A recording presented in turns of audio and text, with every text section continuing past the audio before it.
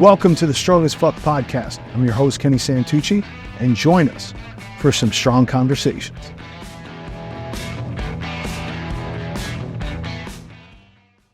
So when you're in the gym industry long enough here in New York City, you run into a lot of great people. And today my guest is just as one of those people. I've been in the industry a long time, and so has he. And we've known each other for quite some time, and over the past 2 years, you guys have all gotten to know him a lot better because he's that man on the street asking everybody what they're doing for workouts. And I'm happy for his success. I'm very impressed with what he's done. Ladies and gentlemen, without further ado, on the Strong as Fuck podcast, my man, Body by Mark. Thank you. How we doing? Good. Yeah. Good. A little cold, but good. Yeah, it is absolutely frigid here in New York this week. Thank you for the hat, by the way. You're welcome. I appreciate that. I'll be wearing it proud. Awesome. You know, we were both trainers here, started in Equinox, Yep. worked our way up the ranks. We kind of took two different paths, and then we kind of came together again. Yeah. Where'd this idea come from? I was sick of social media.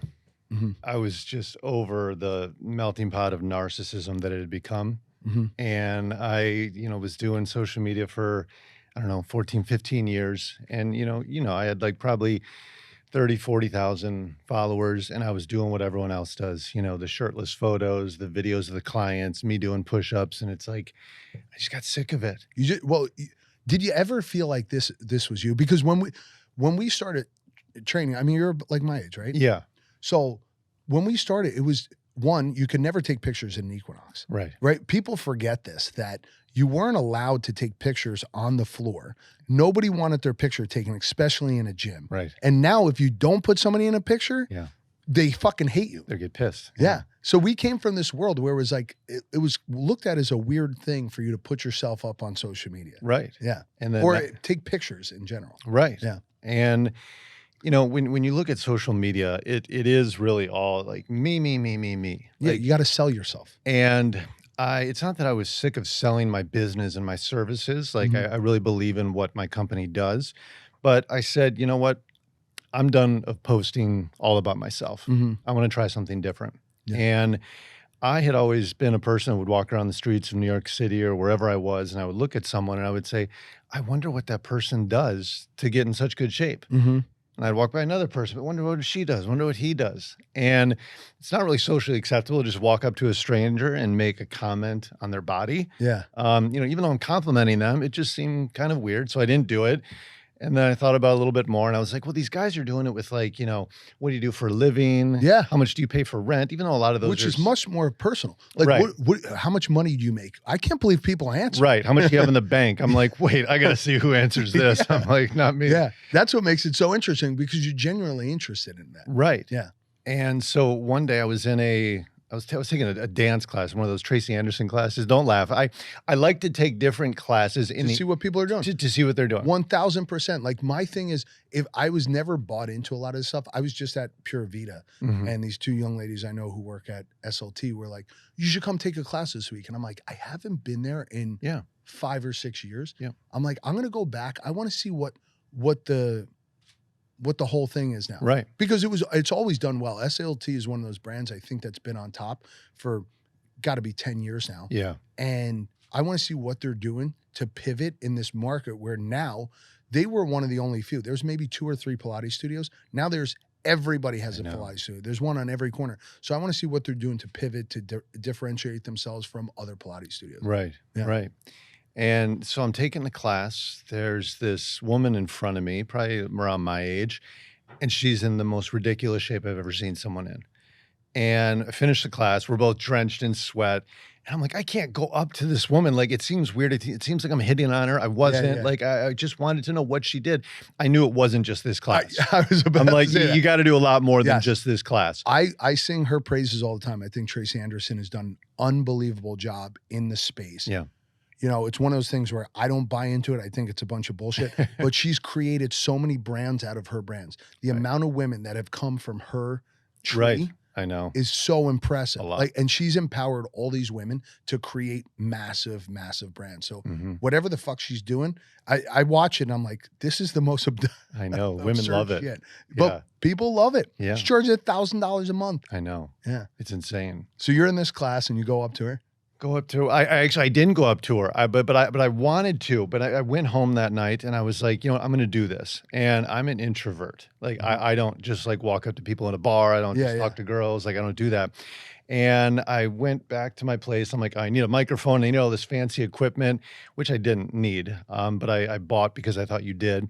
And then the next day I'm walking around Tribeca and I'm like, this is the day. And I walked up and the first girl I saw who was in really good shape, I was so nervous. My voice is like cracking because I'm so nervous. I'm holding the camera down here because I'm like not confident at all. And I'm like, I ask people who are fit what they do for their, and I'm like holding it lower. Yeah. She has to be thinking, what is going on right now?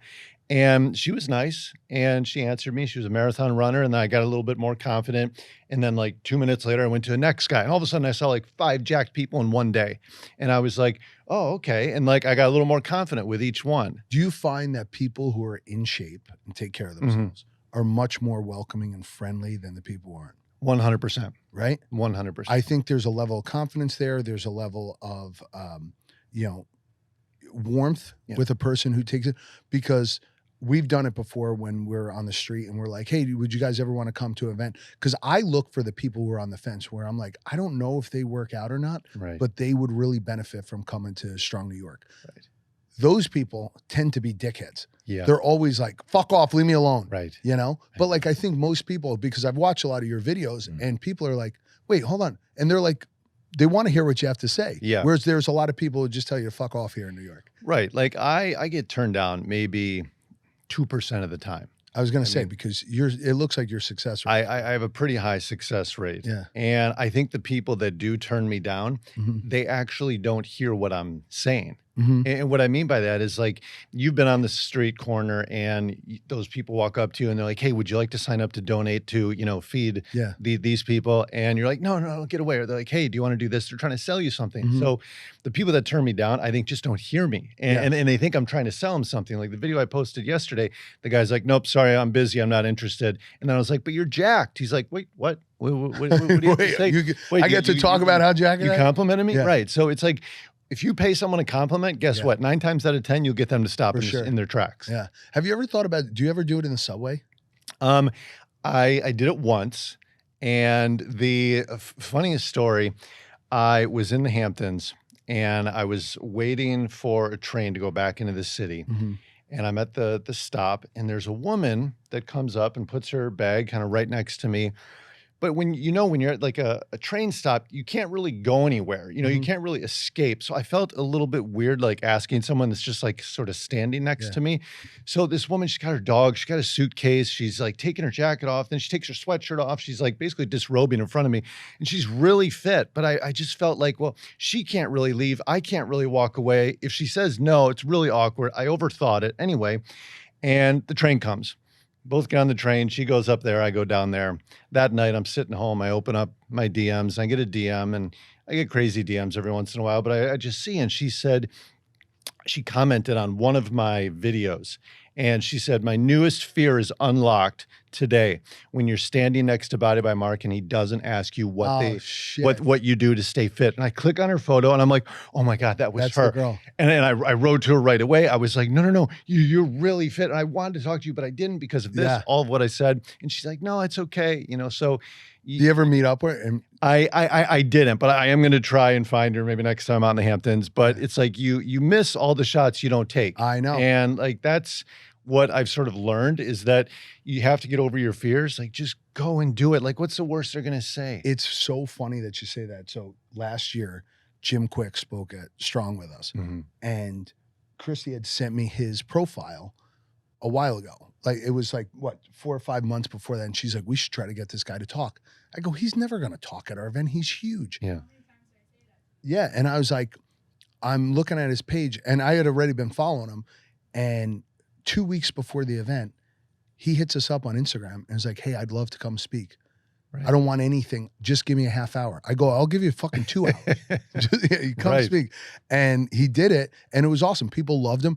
But he's like, no. He's like, anytime you need me for an event, he's like, I love this. I love what you're doing. And that's when I was like, yo, I got to keep going with this. Yeah. Because if somebody like this sees value in what I'm doing, I got to keep going. Yeah. And there's value in what you do. I mean, clearly people want to, we all have kind of this. Well, there's a dog in the room. But no, clearly people have an interest in this stuff, right? We all want to see, I get sucked into those videos all the time. You start scrolling through somebody's page and they're asking people what kind of car they drive or whatever it may be. But yours is interesting. We all live in this world. And when you look at certain people, you're like, wait, there's no way they just do this. Like I've watched some of your videos where the guys are just like, I just do push-ups and pull-ups. I'm like, that guy's got fucking great genetics. How the hell do you get that jacked off push-ups and pull-ups? I know. But it's true. It's like some people just get really lucky when it comes to the roulette wheel of the body. So when did you start? Because I noticed in the beginning, like you were very introvert. You weren't putting yourself on there. And now it's like we see you in there, you're competing against people a little bit more. Right. So here's what happened. Like my experiment sort of backfired a little bit in regards to like being a business promotion tool. And what I mean by that is a lot of people, they didn't know my background as a personal trainer and business owner. And like, because it grew so quick, all of a sudden these people are following me. They just think I'm like this influencer interviewing people on the street. And I'm like, I think I need to tell people and show people like who I am, what I do, that, you know, how old I am, that I'm relatively fit, like all these things, because like all of a sudden, like my business is going to get lost in these videos. And I didn't want that to happen because like, as you know, social media is a tool, is a funnel for your business. 100%.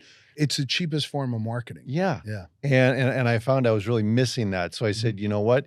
I don't want to pivot completely and turn it back into what I hated about social media, but I needed to put myself out there a little bit. And I started showing more videos of my clients working out, a little bit more videos of me, a little bit of my personal life, a little bit just other things where people are like, oh, or whenever I go live on Instagram, people are like, wait, so what do you do for a living? And I'm like, oh my God, I'm a trainer, I'm a business owner, I'm this, I'm that. You know, it's like, this is a very small percentage of like what I do. Yeah. But a passion project has turned into a pretty steady form of revenue for you now. Yeah, a little bit more than I thought it ever would. Like I didn't go into it to be like, I'm going to make all this money on social media. But like once I saw that people really started liking the videos. Yeah. Well, you know what?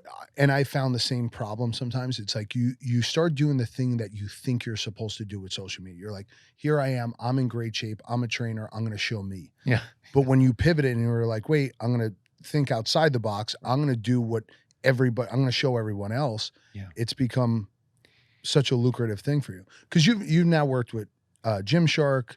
You've worked with a couple like big brands on some projects, right? Optimum Nutrition. I'm doing a partnership with Made Meals. They do like meal delivery, which is honestly a cheat code. And I'm not just saying that because they pay me. Like that is a cheat code. Oh, I have them at my events all the time. Right, exactly. Did you meet them there? Yeah, that's actually. And this is what I tell people all the time. That's why I invite like different influencers, trainers and stuff. I go, guys, if you're in the industry and you're not at this event, you're a fucking moron. Yeah. Because these brands are looking for you. Right. I have huge brands there looking for influencers, and they're like, I would never, the same way we don't interact with people, hit them up in the DMs. Right. Now you meet them in person. They're like, I've been wanting to meet you. Right. You know? And that's where I see the value in it. And then everyone else benefits from us being a part of this industry and doing what we do. Is like, I invite people who, like I said, on the fence, who aren't sure about fitness, those are your consumers. Yeah. You guys are the ones who are going to facilitate. You're going to get brand deals out of it. You're going to work, you're going to interact with other people. I mean, how many people did you interview at the event when you came? Didn't you get Ann? You got a couple a handful, yeah. I think like, but like good, like 4 really good interviews, big names, yeah. And so that's what I created the event for. It's like it's an incubator for anybody who has a business or wants to do anything in the health and wellness space. It's a day for all of us to come together, and every other industry does it. It's like the Food and Wine Festival does it, Comic-Con does it. You know, they have ones for travel shows. All this shit happens all over the city, and I'm like, why is there nothing for fitness? Right. So that's what I want. It's a great event that you run. Yeah, I It appreciate it. really is. It's really fun, but it feels, intimate at the Yeah, same time, but I know it's also growing and getting bigger. Like, yeah. I'm really impressed because I know the amount of work that it must take. It's a fucking nightmare. Hopefully I you'll fly this guy in from Florida just to come help us do like security and carry Right. shit. Like, hopefully you make some money doing that Yeah, because, like, the amount of work that must go into that, it's a like, I nightmare. don't know how you do Yeah. it. So now what's on the horizon for you? Like where do you see it pivoting next? Because you have this giant. I mean, you've done an incredible job Thank within you. what, 2 years? No, not even. It's been 15 months ago Holy shit. is when I started doing the interviews. Yeah. So I want to turn it into a little bit more of a fitness media company, Mhm. not just, Mark the guy that interviews people. So, like, for example, I got a media credential for the New York City Marathon. It's awesome. And so I went there, I was in the media tent, and, I had access to, all these top runners and celebrities, and it was great. And my videos got more views than any of the traditional media that they had there. Yeah. Yeah. And, even when, like, You could sell those interviews now yeah, to like news outlets that are like, oh, hey, we'd love an interview with Ryan Reynolds, who's run the yeah, marathon. Mark was in there. Let's get his interview. right. And Yeah. so I want to do a little bit more of that with all sports. I Mhm. just received an invitation to apply to Augusta for the Masters media credential. That's Now, awesome. I still need to get it. I haven't gotten it yet, but I want to do more of those kind of the behind the scenes, but like actually ask questions as Mhm. opposed to what did you feel on third down today, when the ball was here? It's like, no, no, no. Like, I want to get behind the scenes and see what Tom Brady does for his workouts, what, Mhm. all these people do to eat, to sleep, how they recover, all these things that like people really want to know. It's a hot topic now, Yeah. right? And there's so much shit out there now. Think about it. 10 years ago, 15 years ago, you would never see as many people in gyms. Yeah. Nobody knew that cold plunging and all this shit was worth doing. Right. Now everyone's doing it, right? When my mom's asking me, oh, should I cold plunge? I'm like, all right, everyone's involved, Yeah. right? When 70, 80-year-old people are like invested in their health and wellness, Right. we've come a long way. Yeah. I mean, we've been in the industry for a long time. I remember going to like hardcore bodybuilding gyms and powerlifting gyms and CrossFit gyms. There were very few people doing those types of workouts, Mhm. and now it's everywhere. Right. It's great. But give people a little background on like where you came from. I mean, you were an Equinox trainer. I mean, you've been in the industry, what, 15 years? More. I don't want to date myself, but more, but maybe more years than you. The funny thing, I used to be a golf pro. Mhm. So I was teaching a country club in Connecticut, did that for a year. That was not for me. I needed something a little bit more entrepreneurial, creative. Started working at Equinox up in Darien, Connecticut, was there for 2 years.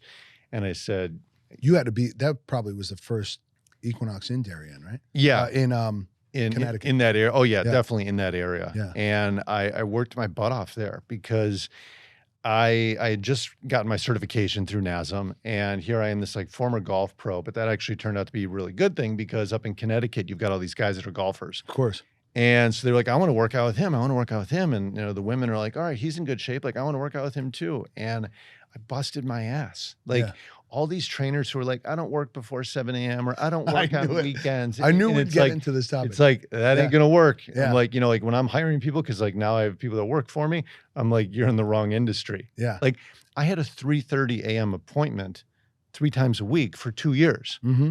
3:30, I had to be at his house in New Canaan. Yeah. And I lived in Stamford. Like, so I basically busted my butt at Equinox, said, you guys aren't paying me enough. This is ridiculous. I can just go to people's homes. Mhm. 'Cause I lived up in the burbs. And so that's when I started Body by Mark as an in-home business. And I started just going to their home gyms. They had these mansions.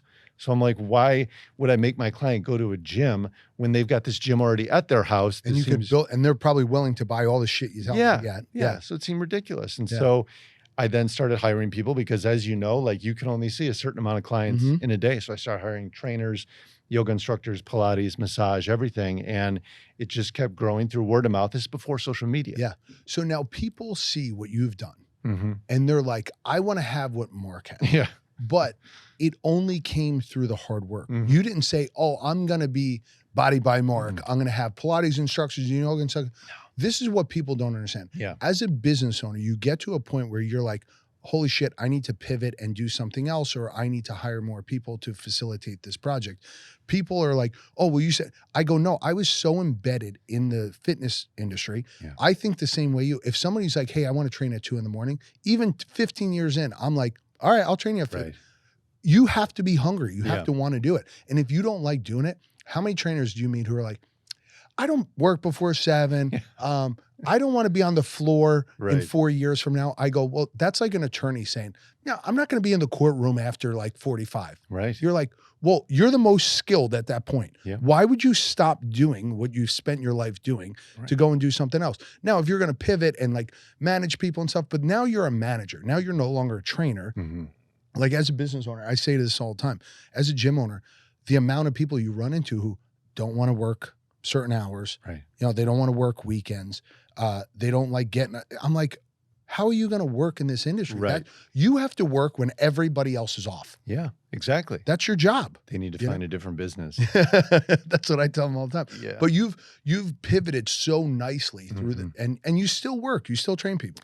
I do. I've definitely cut back significantly Yeah, for sure. over the last, probably since COVID was over. I mean, as you know, like during COVID, everything went virtual. Mhm. And so I went from before COVID, maybe doing like 30 sessions a week, which like for me is like basically part-time. And then during like COVID, it was like 45, maybe 50 sessions a week. Cause like I had nothing else to do. So Yeah. I'm like, sure, I'll see more people. I'm stuck at home. And then after COVID, I had to slow down because you get burnt out a little bit. And then that's when the corporate gym opportunities started coming up. And then at the same time, the corporate gyms, all of a sudden my social media started growing. And I'm like, whoa, okay, I can make this money with this. And I can do these corporate gyms, which is sort of something different for me. And it's using a different part of my brain. And it's a little bit more long-term focused. And so, And it's a bigger ticket. yeah, Right? it To is. make a lot more money. Yeah. You know, and that's what a lot of people don't understand. Like when I first started training, I'm like, I really love this. I enjoy this. I like being on the floor. Mhm. Eventually, yes, I want to grow, Yeah. but growing only comes out of doing the things that you need to do really well every day, all the time, so that you become a commodity. And now you could hire other people to do Right. basically work underneath you. Right. You know? Yeah. Exactly. I mean, I think that we've all, yourself included, have been burnt out at a certain point. Oh, And, you know, I said, I live in a perpetual state of burn. yeah. And Yeah. like, I know you're leveraging your time a little bit better by doing these events and doing these gyms now where it's like you have to teach people how to do what you did so well so that you can replicate it. But then you meet people and you're like, I need to meet a dog. Yeah. I need to meet someone who's willing to work all the time. Right. And it's so few and far It's between. hard. It's really hard. Hiring. Would you say that's the hardest part of your business? 100%. It's hard. I used to think it was hard to find good qualified trainers and fitness professionals until I started doing these large corporate gyms and finding a good minimum wage. You know, I pay above that, but like finding someone who will treat your business like it's their own, but you're not paying them that much. Christy, what the fuck did I do? Yeah. So like I was saying out in the hall, if somebody wants to accelerate in any field, if you start treating somebody else's business like it's your own, Yeah. you're going to go right to the fucking top. Because as a business owner, all you want is what, 2 or 3 people who are just like Yeah. doing the things you would hope they would do, Right. you know? But the thing is, how do you get them to treat your business like And it's that- their own when they know they don't have equity? Yeah. You're paying them 25, 35 bucks an hour. How do you get that? And I think the answer is like those people are born with that type of work ethic. Like you can't really teach someone to be like a hard worker. Yes. Like, And there's all these people online and stuff who are like, you need to convince them that the blah, blah, blah. Just a bunch of like bullshit. All these charlatans who's never owned a gym or never Right. done what you've done, who are like, this is how you run a business. This is how you make 8 figures a year. yeah, God. And I'm just like, what the fuck are you talking about? I go, you have a low level. But then you look at certain restaurants and different things. Like I was at a restaurant with a buddy of mine last night, and the girl who sat us down and the waitress, they were so like in love with the space. They were like, oh, this is a great place and blah, blah, blah. And our chef is this. And I'm like, how the fuck, could I ask you a question? How the fuck did they convince you Right. to be this invested in this business? What'd they say? Because I'm trying to do the same thing. They were like, well, no, we really love the staff, the management here, and the owner's such a nice guy and comes in. And I'm like, am I not a nice guy? What am I doing wrong? Like the, the mentality or like that's the hardest thing. Like, how do you convince people that to love your business as much as you do? Right. Because like you can't really be their friend because then they 'Cause stop. then they start slacking off. Yeah, and they stop respecting you as much, but you also can't be that guy who's like constantly yelling at them and nagging them because then they get sort of turned off by it. So like there's a very, very fine line like that you have to stay on. So many people and Rick from Independent. Yeah, yep. We've talked about it a lot of times too. Like he rents his space. I have a couple of trainers who I rent my space to, but he rents his space to the trainers. And I always laugh because he puts up these videos of people leaving the bathroom sloppy, leaving towels all over the place, leaving weights out. And I go, Rick, I deal with the same thing. And we commiserate about it all the time. I go, how do we convince them that this is their home? And if somebody walks in and it looks like shit, it looks just as bad on them as it does on you. Yeah. So what is it the way they were raised? Like, because sometimes I'll walk into my gym, I'm like, who raised you I fucking know. animals? That's what I say all the fucking time. Right? Yeah. I go, like, who are your parents? Yeah. Like what fucking cave did you dwell in before you got here? Yep. So it's shocking to me. So, but there are people who do it really well. Yeah. I don't have access to some of these people, but there are definitely people who've convinced people at a low level job to do really well. But I think COVID and social media has given people this wrong outlook on life. Everybody thinks, even my nephew, he's 9 years old. He thinks he's going to be like an Instagram celebrity or some shit, right? This is the mentality that a lot of people have. They're like, I don't need to work as hard, right? Because I'm just going to be famous. Yeah. Yeah. Good luck. And you have a lot of people who just don't want to work anymore. Even when you're paying people a premium, I've hired people for the event, photographers, staff for the event, whatever it may be. And I try not to negotiate with people. Yeah. If you say, hey, I'm worth $15,000 an hour, I'm like, all right, I don't want to pay that, but sure. Yeah. If that's what you think, but I need this, this, this, and this. Right. Sure, no problem. And then they don't deliver on it. No. I'm like, you're charging me a premium for what I'm asking you to do. Isn't really, it's not earth-shattering shit. Right. How do you execute on that better? So I've found that whether you're paying a premium or you're paying low, it doesn't matter. It's the mentality of the worker and how they were raised and what they want to represent themselves as. Yeah. If somebody hires me to do something, I'm like, and we talk about this all the time. Our first customer when it comes to the event is the brands. How do I over deliver for the brands so that they're happy? They get everything they want. The first question I ask, I'm like, all right, what are you trying to do in 2025 that we could help you with the event? How could we leverage our brand to help your brand? How could we leverage the other brands that we have to help you grow? And they're like, oh, that's a great question. Yeah. And that's where you want to start with most people. Like when I just opened this new gym and I asked a couple of people, I'm like, what are you trying to get out of this? Yeah. What do you want to do? You want to lose a little weight? Like, what's your goal here? And I think when you start with like, what's for them, it makes things a lot easier. Right. And even when I hire employees, I'm like, what are you trying to do? Are you trying to be a trainer? Do you want to be a fucking Instagram model? Are you trying to sell more shit on OnlyFans? Like, what are you trying to do? Yeah. Because I have a couple trainers. I have one in particular who I go, if you look at your Instagram, would you say this is a trainer or would you say this is somebody who has an OnlyFans? Yeah, has an OnlyFans account. Yikes. So I said, you're not doing yourself a service. Right. You want me to feed you clients, but they're like, this isn't a trainer. Right. They go straight to his or her social media and they're like, no, because again, as you know, in our business, a lot of husbands and wives both train with that trainer. Exactly. Like you immediately have like a built-in possible referral when you start working with someone. And even if the wife starts working with her and she's great and sweet, like she's not going to trust the husband. She's not going to have the husband like go around that. So people have to be very careful. Like social media, it tells a story about you. I don't really know what story mine tells about me, but for most people that have like a personal one, I think it is just like going and doing kind of a reference check on a person because like you get to see like, oh, is this person out partying every single weekend, like getting their head caved in? Are they fit? Are they active? Like all these things. I think when you put up certain content, uh, basically about like your family, like you want to convey a message, even when you don't even plan on doing it, you're telling people a story.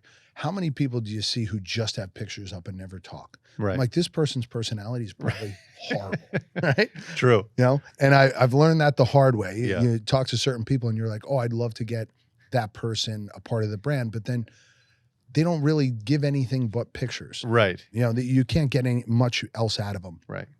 And then you see some people who are crying on social media. Yeah. Anybody who cries on social media, I'm just like, all right, Right. they're a fucking loose cannon. This is going to be a problem Exactly. right away. Yeah. Yeah. I mean, I sometimes cry in private, but I can't remember any one of those moments where I was like, let me grab my phone and let me show 1.5 million people that I'm doing this right now. But now I'm sure there are going to be people who see this who are like, these two old fucks don't get it because they're out of touch. But like this younger generation, do you think it's like our generation? Do you think like should that be what we're doing nowadays? I don't know. I think that especially TikTok, it's rewarded people for being vulnerable because they know that that will go viral. But at the same time, we look at it as like, okay, now you're just looking for attention. You can't do it too much. Yeah. Right? It's like crying wolf. Yeah. Like eventually people are just like, all right, this fucking person's just, how are you always this upset? Right. Right. You know, so I do think that is one of the reasons why that generation will overshare sometimes, because like it's rewarded on these social media platforms 100%. because like it's really sick and twisted. But when you think about it, why are those videos rewarded? Well, because you're watching the entire video. And the way the algorithm works is there's many different factors on where that video will get sent to more people. So for example, if you watch 3 seconds and then swipe to the next video, it's probably not a good video. They're not going to show it to 10 more people. But when that girl's crying and she's like, you will not believe what happened on this first date. And I'm like, ooh, what happened? And she's like, you know, I went and then like my other ex-boyfriend showed up and then they start, I'm like, oh, and then what after that? And so we are voyeurs. So I think that all of us, that also relates to my channel a little bit as well, where it's like, people are like, wait, he just walked up to this stranger. What's he going to say? Wait, oh, now he's smiling. He was frowning 2 seconds ago. We want to get a glimpse into what this guy's doing. And so they like how raw my videos are. And so I think that's why those videos we're talking about on social media where someone is very emotional or someone is, you know, giving details that like you and I would never think to give in a video. Never. They do. And then I look over at the view count and I'm like, oh my God, that's been seen 50 million times. Like that's crazy. Where do you find more success, on TikTok or Instagram? Instagram. TikTok is harder to go viral. You think so? It skews a little bit younger, and the attention span of that generation, you know, basically sort of like the 35 and under, it's 3 seconds. If that. So like people on Instagram, like I have a little bit more of a broad range of followers. You know, it's usually from about 25 to 50 years old. Okay. They have a little more patience and they're like, okay, what does this girl do? All right, I'm going to listen to this. I'm going to sit down and interest it. You ever watch someone who's 25 years old go through TikTok? It's like, boom, boom, boom, boom. Like they literally give it not even 3 seconds. Yeah. So the other thing on why I think TikTok is harder, I don't follow anyone on TikTok. 0 people. Okay. Yet I still use it every single day as my form of entertainment. And it still sends me the videos that I would find most interesting. The algorithm is that good. Dialed in. You don't need to follow people. That's the thing. It works so well. It knows that right now my phone's listening to me. We're talking about fitness and all these other things. And tonight I'm going to get sent all these videos that are relevant to what we're talking about. The other night, and she could tell you this, I spent like $1,100 on TikTok. Whoa. Wow. And I just got sucked in. I bought one thing, these like handles that you put on a barbell and they like rotate. They're called like flex grips or something. Okay. Yeah. So I bought 2 pairs of them. Yeah. After I bought that, then I get served an ad for like NeuroGum. Okay. It's just some girl being like, oh, do you hear Joe Rogan was talking about this NeuroGum? Yeah. And I remember hearing Joe Rogan talk about it on the podcast. And then I'm swiping through 5 more videos. There's another NeuroGum. So I buy 6 packs of fucking NeuroGum. Right. Then I got served some other shit for like a hair nasal sticks, hair product. I'm like, I just spent $1,100 fucking dollars. Yeah. I go, you get like sucked in. Yep. That's why I think like the TikTok is like just so much more successful. I'll get served the same shit on Instagram. Yeah. Like Blank Basics or whatever, the basics company. Right. Yeah. And I like their stuff. I bought it before, but I'll see the same thing 100 times before I buy something. Yeah. Whereas like TikTok, you're like, oh shit, and it's I think the way they sell. It's not just an ad. It's not just, here's a new pair of pants on a fucking handsome guy you could be him if you buy these. Right. This is more like, hey, so I bought this and this is who talks about it and this is who uses it. So they're paying creators now. Yeah.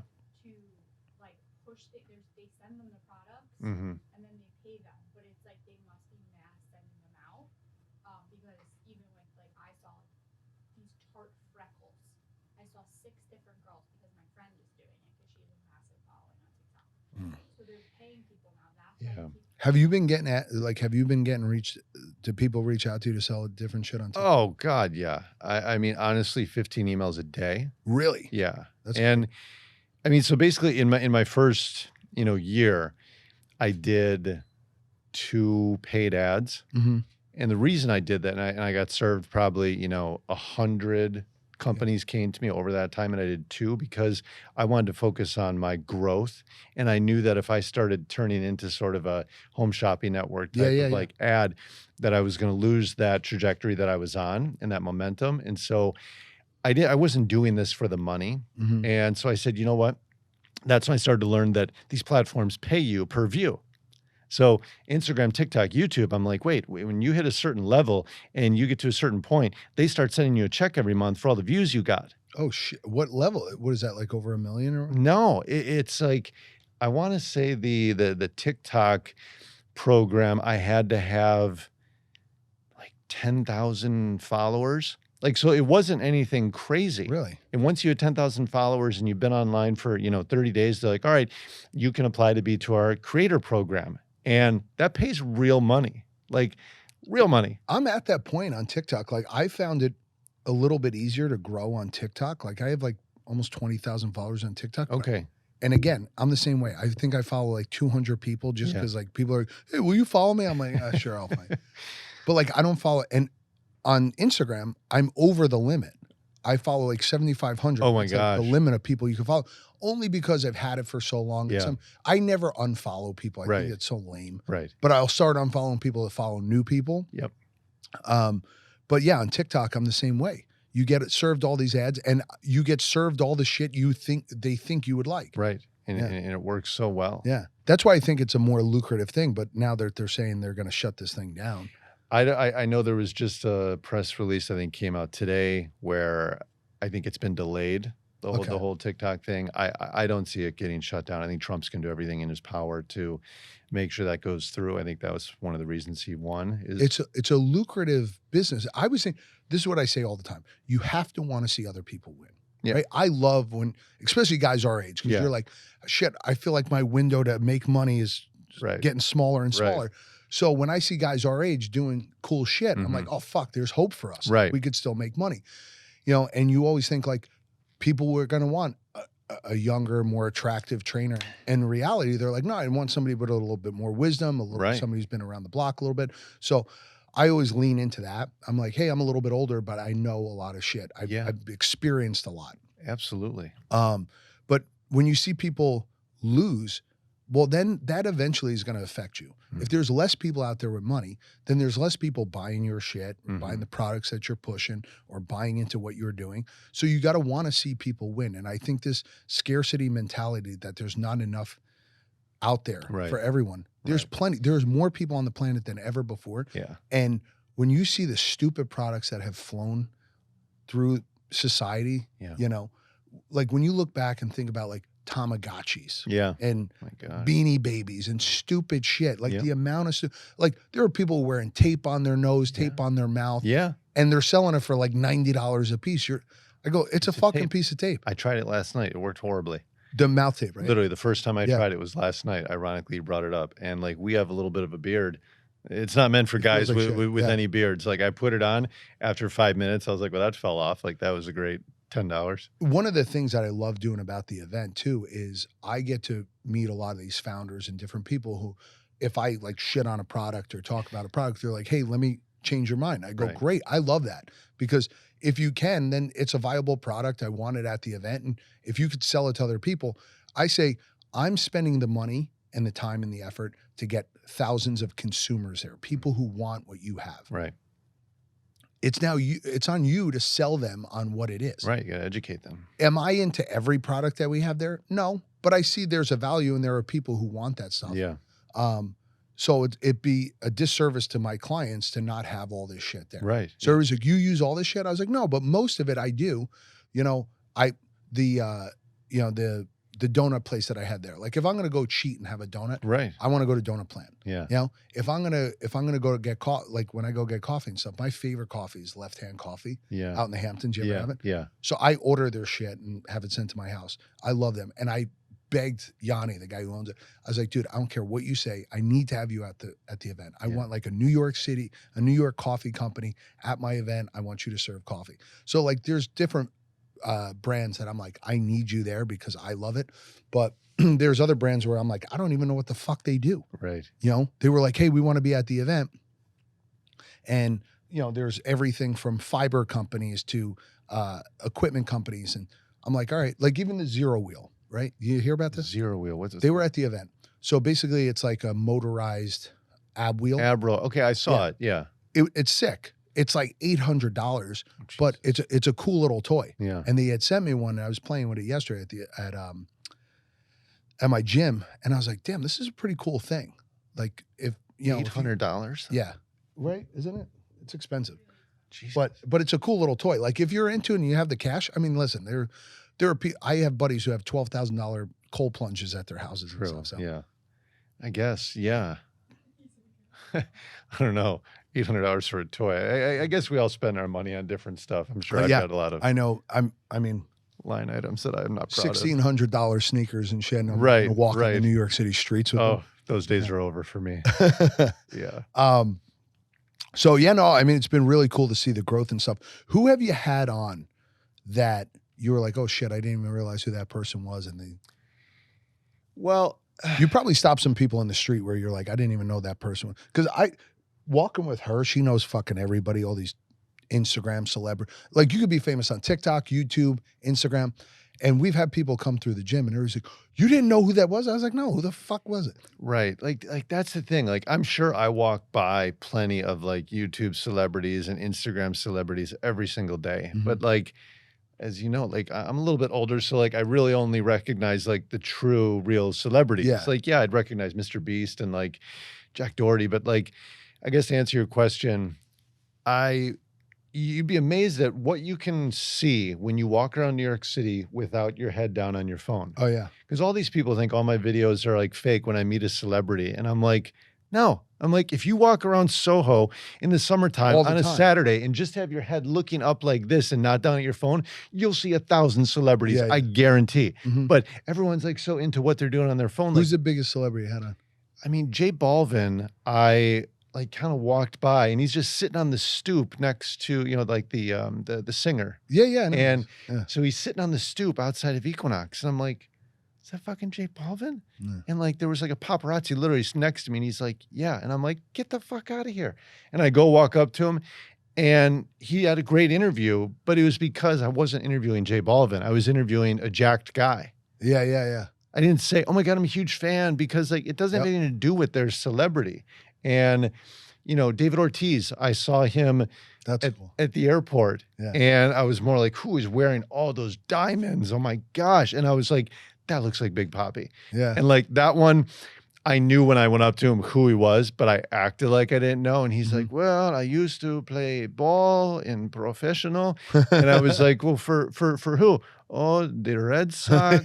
I'm like, David Ortiz. He's like, yeah. I'm like, get the fuck out of here. So like, I did act a little bit there, but it wasn't set up. Like I didn't like go up to him and call his agent or anything. So, you know, you just got to treat them like, you know, Like regular people. because like instantly their guard goes down when they realize that you're talking to them for their body that they work hard on, Mhm. not just interviewing them because they're famous and you want clout and you want a picture with them or you want something from them. Yeah. So I think that's when they let their guard down. I was up on 52nd in Madison not too long ago. I was leaving my doctor's office. I was walking down the street and Mario Lopez was getting out of a car and walking in. And I was like, dude, you look incredible. He's like, oh, thanks, man.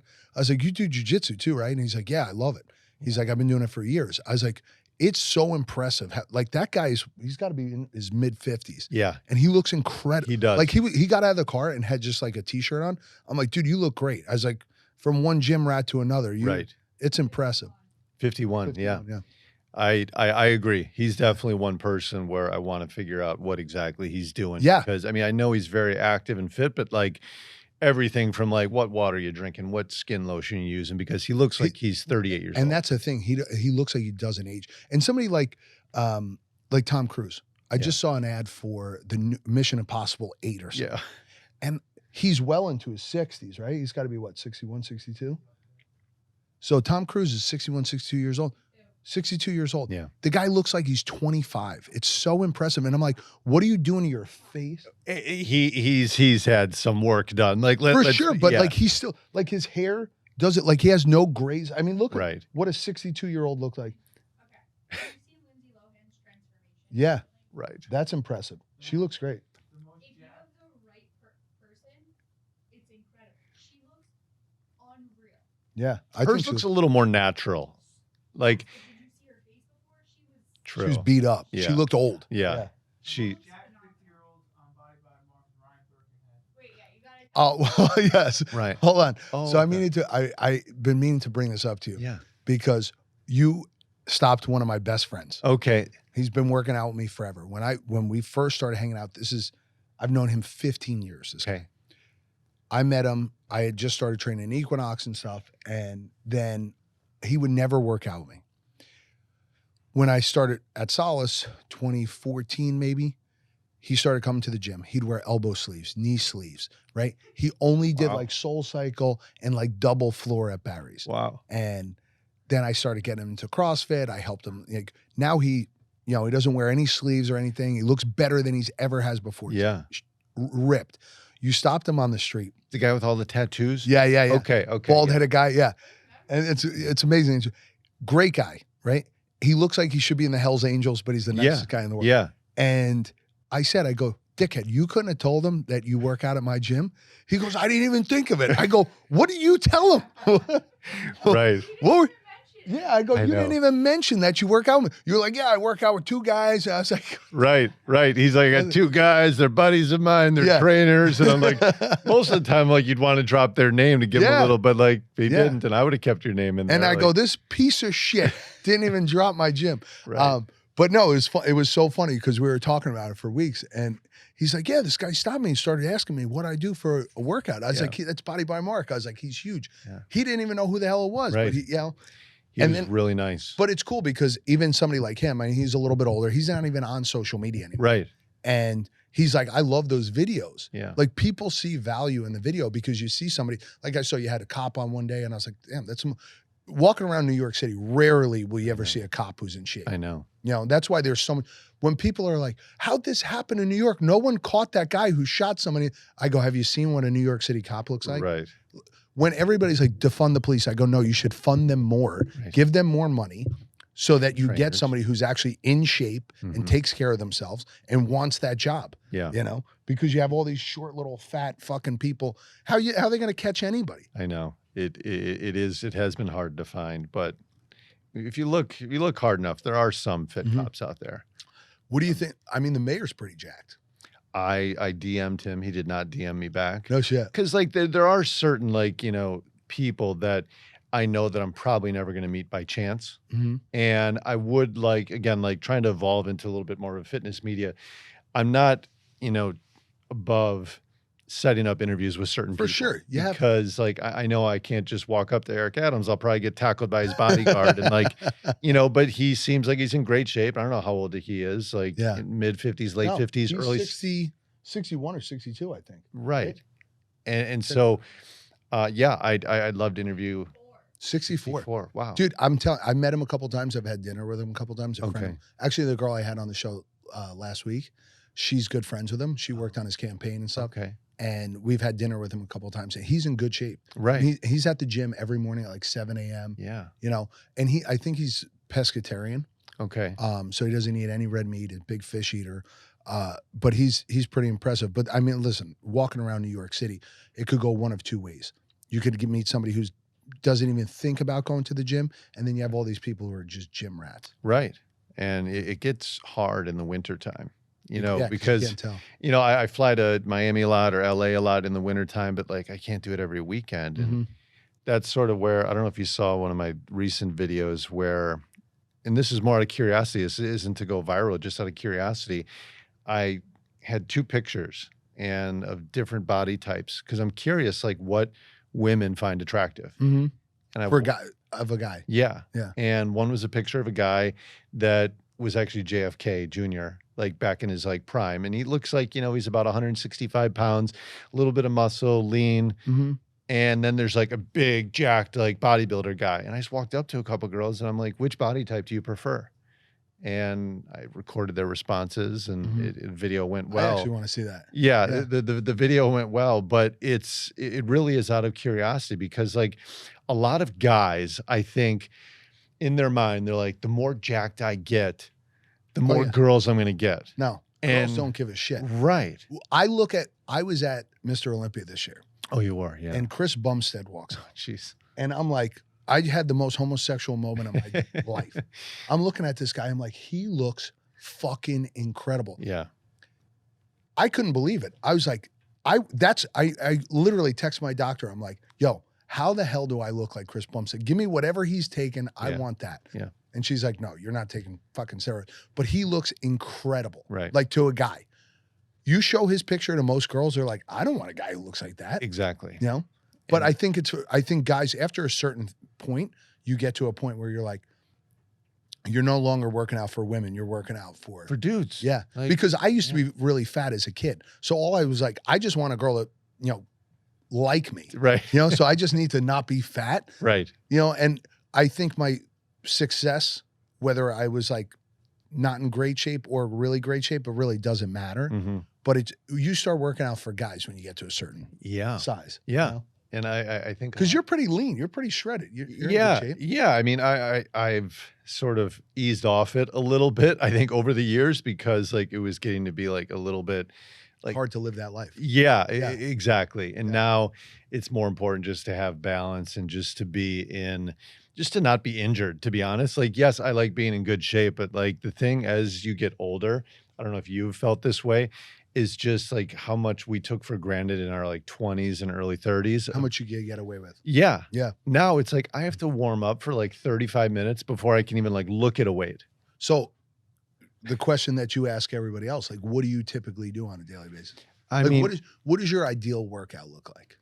my ideal workout is if I have just a couple free hours Mhm. and I can warm up properly. I'm on the treadmill, I walk, I'll do my dynamics, I'll do my band work, I'll do my foam roller work, I'll go and I'll do weights, you know, usually depending on timing. Sometimes I'll do a full body workout. Other times I'll try and do, you know, like upper body one day, lower body the next day, and then repeat. But Yeah. it really depends. Like we both have busy schedules. Like, You get in when you get in. yeah. And You like using machines or free weights a lot? you know, I'm doing a little bit more machines now. Yeah, me too. Just because again, like injuries, aches and pains. And I've also eased back on how heavy a weight I'm doing. So I was just telling somebody this yesterday. These two older guys had joined the gym and they were like, you know, we started working out with this guy over the past couple months. And he's like, just go heavier for like 5, 6s, and 7s. And I go, when you start to work in that rep range and you're going heavy, Yeah. it's only a matter of time, I feel like, before you're going to Get start to injured. feel some aches and pains. Yeah. Yeah. I go, I've done it enough times to know that when I'm working in those smaller rep ranges, as I've gotten older, my elbow starts to hurt, my, Yeah. you know, my Oh, shoulder. So I go a little bit more high volume, Mm-hmm. 12, 15, even 20. Yeah. I'll stay in that rep range. Absolutely. And that's where I find to be a little bit more functionally safe. 100%. And a lot of people don't realize you can produce the same result. Yes. And that's something that I've definitely learned as I've gotten older, is that there's a lot of different ways you can get there, and it's not just by like heavy weights. A lot of it, as you know, is diet. Like if you really do 100%. want to get bigger or more shredded, it's eating more, eating better, period. I told my all the people who came to my new gym yesterday, I said, listen, I go, if you're coming to this gym as a excuse to eat like shit and as a weight loss program, Yeah. I go, you're in the wrong place. Yeah. I'm going to help you build muscle. I want to get you in better shape, and I want to increase the health span of your life. Mm-hmm. You can't go out and eat pizza and eat pasta because it's a very Italian neighborhood. Right. And I go, you can't eat like that and expect to come in here, burn 200-300 calories on the assault bike and be like, all right, I could go eat like shit again. Yeah. I go, you're never going to outwork that. You're eating overeating 1,000 calories Right. and only burning off 200. I go, what you need to do is change your diet if you want to look better. Mhm. So I go, I could help you with diet, but that's separate from what you're expecting to get out of this. Right. Here we build muscle. In the kitchen, you'll build your abs. Yeah. So Absolutely. Yeah. I agree. People underestimate that, and they're like, oh, I can just work it off. It's like, no, it's like you end up literally just staying in the same place because you Yeah. take 2 steps forward, 2 steps back, 2 steps forward, 2 steps back, and you do that every single week. You're not getting anywhere at the end of the year. exactly. And I think one of the things I think people don't realize is you go out to eat. And this is why anytime somebody's like, you want to go out to eat? I'm like, I guess I will if there's no other, no other way around it. But waitress comes up. She's like, hey, do you want a drink? Mhm. Sure. Any drink, whether you're drinking wine, mixed drinks, whatever, you're looking at 150 to 300 calories. Yeah. Does anybody want any appetizers? Now, most appetizers at like a high-end restaurant will be cooked in butter or oil. You'll have some sort of cheese or bread with it. So you're like, all right, now you're looking another, let's say 200-300 calories. Yeah. Get your main meal. It's probably going to be drenched in butter or oil or some sort of creamy sauce. 400 or 500 extra calories. Now dessert comes and you're like, well, I had all that other shit. I'm at this restaurant. It's the first time I'm here. I should try the dessert. Yeah. Now you're looking at another 300-400 calories. So now you've eaten over 1,000 calories more than what you would have. Mm-hmm. Now add that up over the course of 3-4 days, right? In the week, especially if you work in finance or you work in sales, taking people out to dinner, you've now overeaten 3,000-4,000 calories. Right. That's a pound a week. Pound. Yeah. So now you think you're going to go to fucking Pilates and work that off? Right. Once No. a week, twice a week. It's It's like- no, Come on. The math doesn't add up. no, not at all. But listen, most of your success is, aside from social media, is building out these facilities and stuff. Yeah. I would say the reason I was able to start doing these facilities is because of the name that I made for myself with my in-home business. Mhm. And that's the one nice thing when I build these businesses, these gyms within these corporate buildings, they know that I can then provide the staffing, the trainers, the yoga, I can do the classes, we can do one-on-one training. And they also know that I've been in gyms for the last 20 something years of my life. Yeah. I know what equipment's the best, what to design, what's a waste of money. A lot of these gyms, they hire a company. Contractor. Yeah. Who doesn't know shit about the gym space. Exactly. Yeah. And a lot of times they're incentivized, like, just buy more stuff. Yeah. It's like they buy all garbage. Well, and what happens, I think, is when you have a contractor build out a gym and they're like, here, we have $100,000 budget. They're like, well, let's just order 12 treadmills because those are $10,000 a piece. Right. And we'll stick those in there and everybody will be happy. But in Yeah. reality, you just built the world's worst gym, Right. Right. So it's something that I really, again, it's only started a little over a year ago. I love doing. I've got a couple of them now, a couple more on the way, hopefully. And I love it. Where I would see the headaches in your business, Mhm. and like we talked about before, is like hiring people. Where are you headhunting? Where are you finding the best people, and where are you finding people in general? Because even for I was lucky enough that 2 people had reached out to me for the new gym, and they're who I'm basing the gym off of, aside from myself. But finding trainers Right. who actually want to work. Everybody's a fucking trainer online, Right. but people who actually want to work Right. are rare. Yep. Where you find them? Honestly, the best place, my social media is like having like a LinkedIn, Indeed, all wrapped in one. Really? Like that's the one, aside from the money, the one benefit of having a big social media is I could put out something right now, this moment, and I could say, I need a trainer in Melbourne Beach, Florida to see a client for me. They must be certified in this, this, this. I'll put that out. I'll get 10, 15 DMs No shit. within an hour. So, so the social media has really helped your. Oh my God. outside. I really can get a lot of applicants, whether it's trainers, whether it's front desk, whether it's That's great. anything else I need. Because like when you look at it, like you're reaching kind of like a targeted base of people. Yeah. You know, so I have a lot of trainers that follow me again. So that's the best. Another business plan for you, Mhm. selling that service Mhm. to other gym companies and, Yeah. you know, because that to me is priceless. And I was just talking about that with somebody last night. My buddy I was out to dinner with last night. We were talking about that. Like, how do you source those people? How do you find, how does, even as Equinox, Lifetime, these places, they're looking for good front desk people, good Yeah. trainers.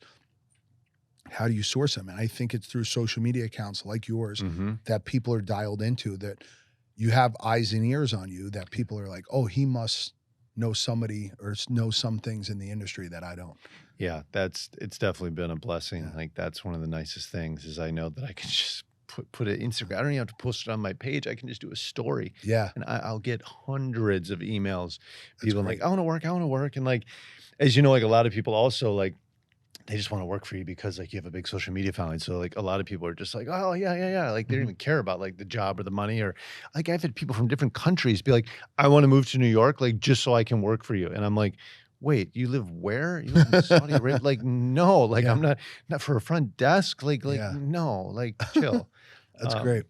Mark, I'm excited for you, man. Thank This is you. awesome. I'm so glad you came to Strong New York. I'm glad you I had me. appreciate you doing the podcast. It means a lot. Yeah. You're holding it down for us old guys. Thank I appreciate you coming by. Guys, if you don't already follow him, which I'm sure you do, follow Body by Mark. He's an incredible guy, incredible trainer.